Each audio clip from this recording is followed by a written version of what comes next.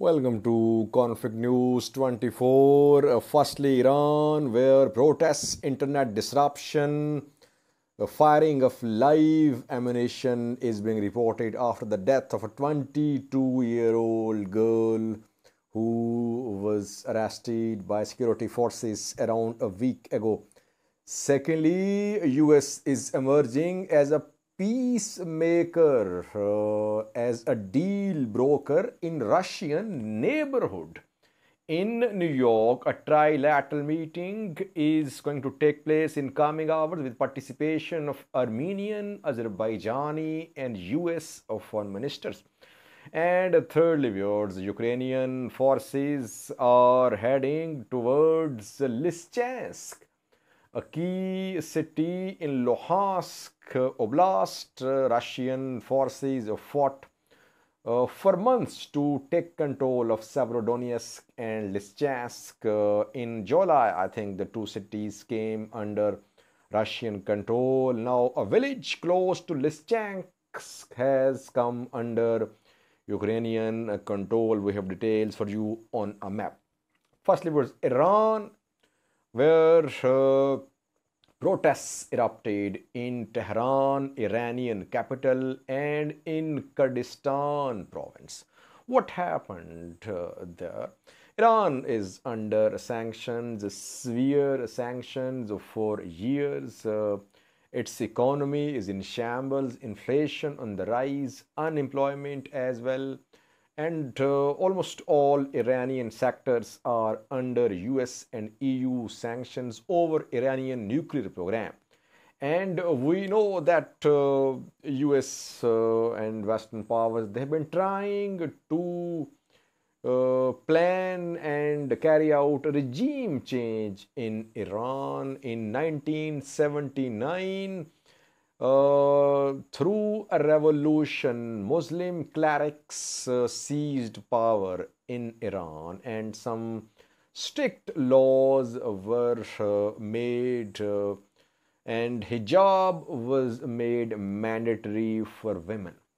In Iran, women cannot go in public without covering their heads, without covering their arms. So if they're found with their hair visible or with their arms exposed, they are arrested.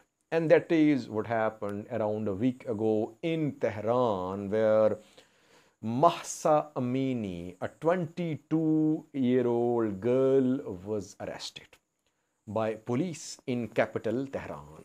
And she was accused of not covering her properly. Though she was wearing a headscarf, it was said that her hair were visible. So she was not properly covering her head. She was arrested. She remained in custody. And 3 days ago, she was pronounced dead.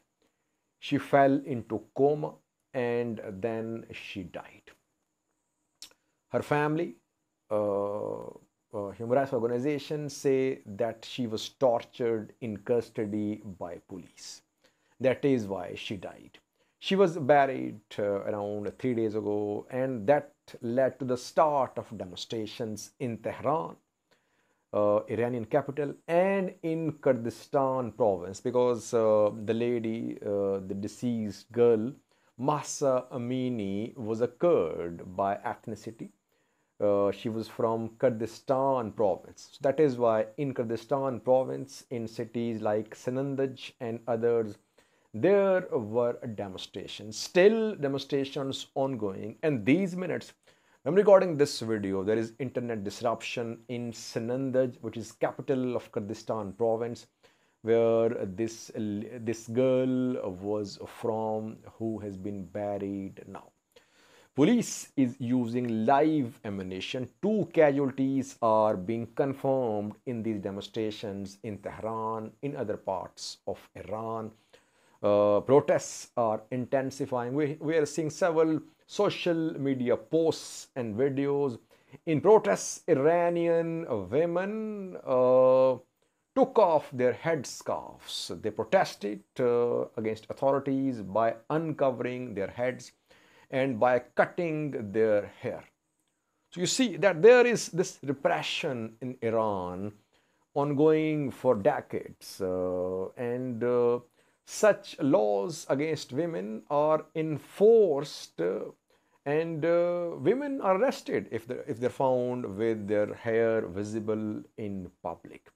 Protests are intensifying, could be backed by foreign players as well, which have been working for years for a regime change in Iran.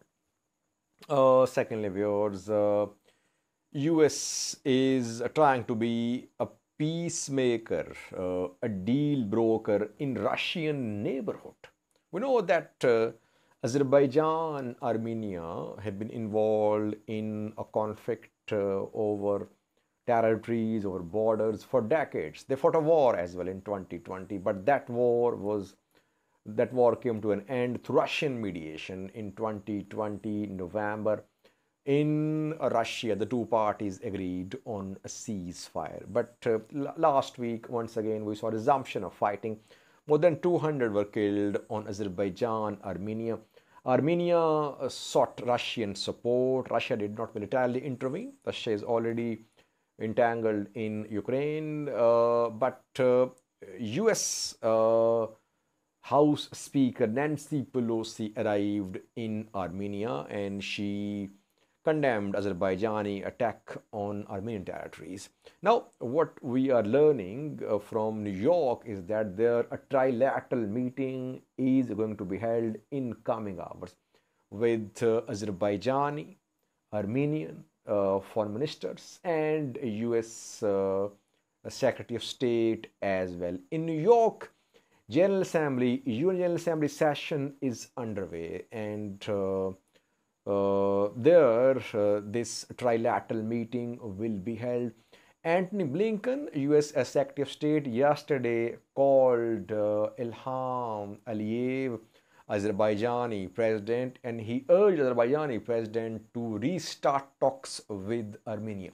So maybe we could see a breakthrough in the trilateral meeting in New York, facilitated by the US. US definitely wants to expand its influence in Russian and Chinese neighborhoods.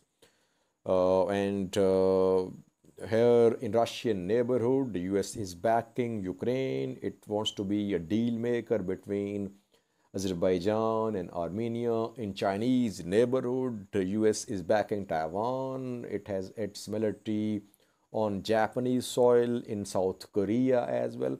It is part of US foreign policy to keep its rivals engaged in their neighborhoods. And US does have immense global outreach when it comes to influence across the world in different regions of the world. Now it's Russia-Ukraine conflict, where we know that Russians lost large territories in Kharkiv oblast in the last 2 weeks or so, and now Ukraine forces are trying to make inroads into Luhansk and Donetsk as well. First village in Luhansk has been retaken by Ukrainian forces. Bilohorivka is the name of this village, not far away from Lysychansk, a city taken by Russians in July. Firstly, we have a clip for you showing Ukrainian military in Bilohorivka. Watch this clip. Then on a map, we'll analyze the significance of the capture of Bilohorivka by Ukrainians and what the next target of Ukrainians after Bilohorivka. Details for you on a map. First, watch this clip from Bilohorivka.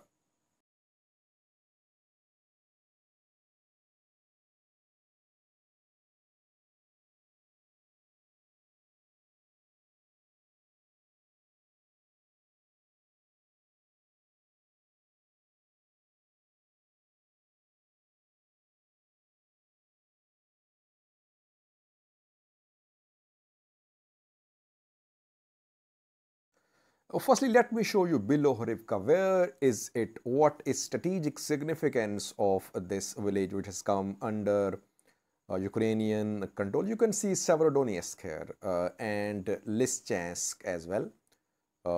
Let me show you again. This is Severodonetsk and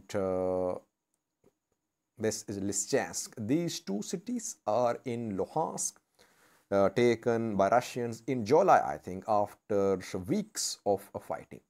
You can see here Bilohorivka, which is right on Luhansk-Donetsk border. This is the border. Luhansk-Donetsk border, and Bilohorivka is now under Ukrainian control. Last night we heard rumors that Ukrainian military had entered Lysychansk, but we could not confirm the rumors. Bilohorivka is under Ukrainian control. It means that now from Bilohorivka, Ukrainian forces will try to move towards Lysychansk, firstly, and secondly, they'll try to put more pressure upon Liman. You can see Liman here, and from different directions, Liman is being put under pressure. It is being put under siege by Ukrainian forces. Russians are in control of Liman, and after Ukrainian forces made large gains in Kharkiv, here they advanced in eastern direction. They crossed this river, which is Oskil River. They took Izium, and now they are trying to push Russians from the right bank of this river, Oskil River. And after that, we saw that Ukrainian forces moved in Donetsk here. This is Donetsk here. This is Kharkiv, and this is Donetsk. And Ukrainian forces, they managed to take control of Studinok, Svyata-Hisk was taken by Ukrainians, and then Borodachna as well. And yesterday we reported Dibrova, that it was under Ukrainian control. So Liman is being targeted. Liman is being encircled from all sides by Ukrainian forces. Russians still in control of Liman.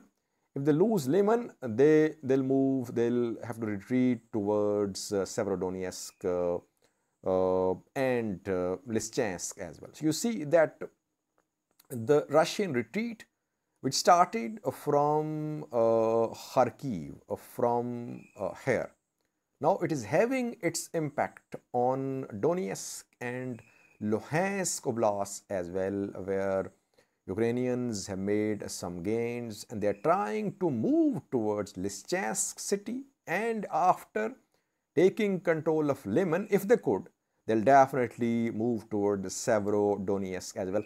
So coming days are very crucial, viewers. If these two cities in Luhansk are retaken by Ukrainians, it could be decisive blow to Russian forces. So far, Russians are not withdrawing from Lysychansk and Severodonetsk like they withdrew from Kharkiv.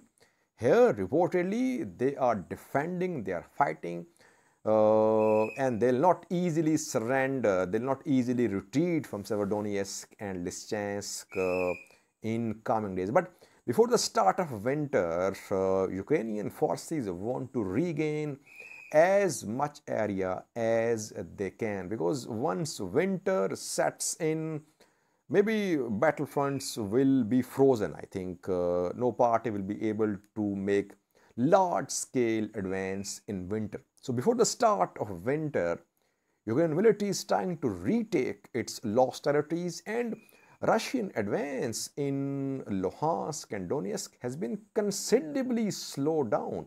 Now it is Ukraine which is on the offensive, and Russia is trying to defend its gains in Ukraine. Thank you for watching.